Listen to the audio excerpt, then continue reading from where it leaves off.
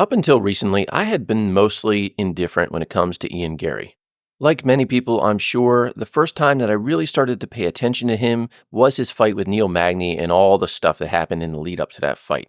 For me, all of his antics were pretty annoying, and at that point, I was on the side of really wanting to see him take a loss. So the Neil Magny fight came and went, and I was sort of left feeling like, yeah, he's okay, he's decent, but he's nothing to write home about. And I do have one other memory from a previous fight of his, I wasn't even sure which one it was, where I do remember the commentators saying that he was an up-and-coming prospect, and he did pretty decent in that fight. I thought he looked okay, but again, it wasn't anything I was going to remember. But then I started to see a lot of the online commentators start to say that Ian Garry is going to be this unstoppable future force in the division, probably champion and reign for a long time. And here is perhaps one of the most egregious when it comes to that, from good old Jesse on Fire. Listen for yourself.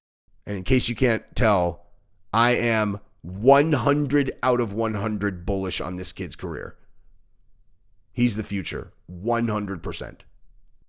I had to scratch my head a little bit over that because I just wasn't seeing it. So I decided I'm going to go back and I'm going to see if there's something I'm missing. And that's exactly what I'm going to do in this video in real time.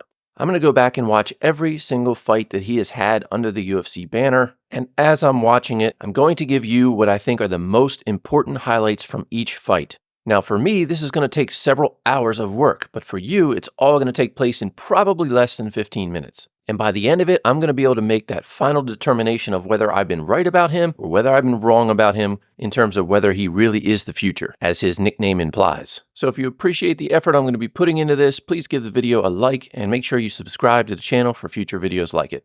Let's get into it. So his UFC debut was at UFC 268 and he fought against Jordan Williams. Now, if you just looked at the record and realized he knocked him out at the very last second of the first round, you would think that that's pretty impressive. But if you go back and rewatch that fight, you will see that actually for the majority of the round, Ian Garry was getting pieced up by Jordan. His nose was all kinds of busted up. And I thought he was pretty lucky that of the shots that did hit him, none of them were particularly hard shots that could knock a person out. But they were definitely adding up.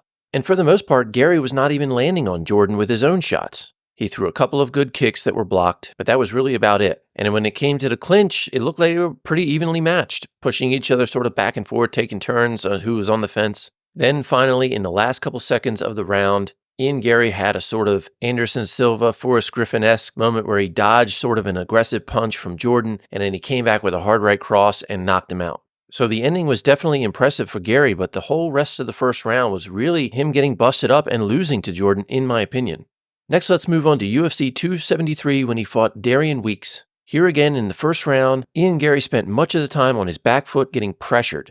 He's making some of the same mistakes in this fight that he made in the last one, where he sort of backs up and he sticks his chin up in the air and really opens himself up to a big shot. Also in the first round, I would say he was on the short end of a grappling exchange, and he took a hard kick to the gut that knocked him down, and while he did bounce right back up, you could tell by the expression on his face that that one definitely hurt. By the end of the first round, Garry had done absolutely nothing to speak of against Weeks, except for a flash low leg kick that knocked him down real quick in the very beginning of the round. But after that, it was all Darian. Garry definitely had a better round too. I would say he got the better of the exchanges that they had in there, but I would still say it was a relative tit-for-tat sort of a round. Nothing overly impressive on either side, but Garry did again get clipped a few times, demonstrating that he's very hittable. Lucky for him, none of them were really solid, hard shots. In the third round, Garry was much more aggressive. He did a much better job overall, and he definitely won the round, so he ended up with a unanimous decision. But even in the third round, he still looked very hittable. His nose got busted up again, which I'm noticing might be a problem for him, and he spends a lot of time moving backwards and putting himself in a position where he can get cornered against the fence. If he does that against somebody with a lot of power and accurate strikes, he could be in real trouble. Now we're on to UFC 276, where Ian Garry is fighting Gabe Green.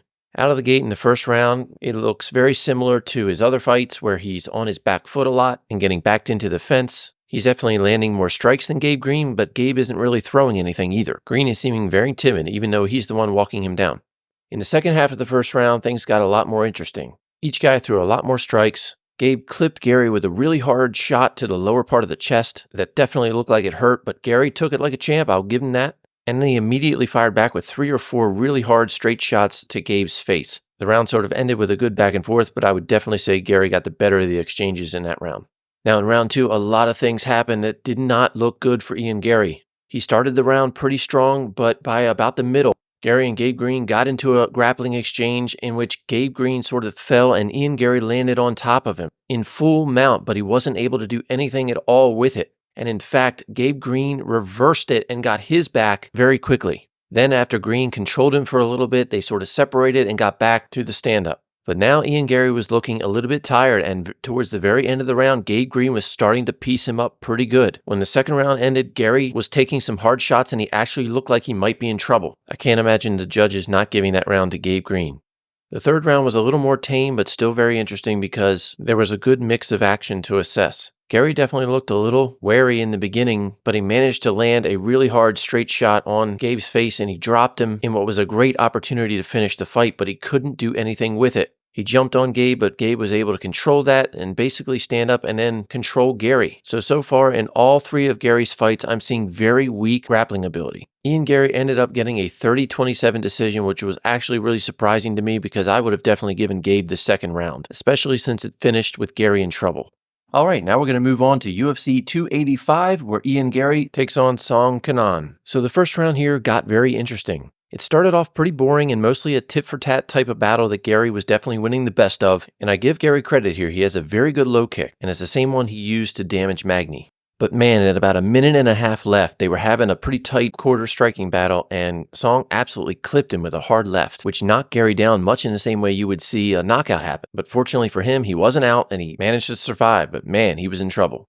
Song tried to put it on him, but Garry did get his bearings back, and he was just sort of getting grappled for the rest of the round. Round 2 was pretty uneventful, with Garry mostly dominating through long kicks and jabs. In the third round, Garry ended up TKOing Song with about 41 seconds left or so, after a pretty good flurry of punches and kicks, but I have to say that this definitely did not appear to be a very difficult fight for Garry. Outside of the first round when he clipped him, Song didn't really do much. He didn't really throw many punches, he didn't throw many kicks. It's almost like he was there to be somewhat of a punching bag. Also, this was the first time I've seen Garry fight somebody who likes to back up more than Garry does. And because of that, it gave the impression that Garry was the pressure fighter. But when I look at all of his previous fights, when he fought big guys who were going to bring a lot of power, Garry was always on the back foot. So I don't know that I can draw from this fight that Garry is actually a pressure fighter and he's turned into that. Next, we're moving on to UFC Charlotte, where Garry fought Daniel Rodriguez. And as it turns out, that was a pretty short one. He ended up finishing Rodriguez with about 2 minutes left from a head kick, which he followed up with some ground and pound, and the referee pulled him off. This was definitely Garry's best performance to date, and he's got some very good kicks and some very good jabs. If I was going to criticize anything, it's that Garry again showed that his tendency is to want to be on the back foot. He did that for a good part of this first round until close to the end when Rodriguez actually started getting on his back foot, and that's when he got clipped. That brings us to UFC 292, where he fought Neil Magny. Now, for most people who know Garry, this is the fight that they probably remember the best. I certainly do, and I don't have to rewatch this whole fight, but I do want to rewatch the first round when he damaged his leg.